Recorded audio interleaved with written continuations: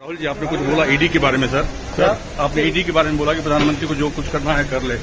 और क्या हैं? और क्या मतलब आप डरने वाले नहीं? ना, बिल्कुल नहीं, बिल्कुल नहीं डरने वाले। और मोदी से तो मैं मतलब बिल्कुल नहीं डरता। नहीं सर, लगातार और लगाएं और बैरिकेडिंग करें। और सर, आपको जिस तरह से एआईसीसी मुख्यालय को भी बैरिकेड किया गया है, मुख्यालय को बैरिकेड नहीं करा जाता। घर के सामने आपके मैडम के घर के सामने कल भी हो बढ़िया और करिए। सच्चाई को बैरिकेड क्यों करना चाहते हैं? क्यों कर रहे हैं? राहुल जी, कल जो आप लोग का फैसला है वो वो कह रहे कि आप प्रोटेस्ट क्या नहीं नहीं कर होगा? सकते, प्रोटेस्ट नहीं कर सकते। नोटिस आया है किसी वेणुगोपाल का, अनएम्प्लॉयमेंट प्रोटेस्ट नहीं कर सकते।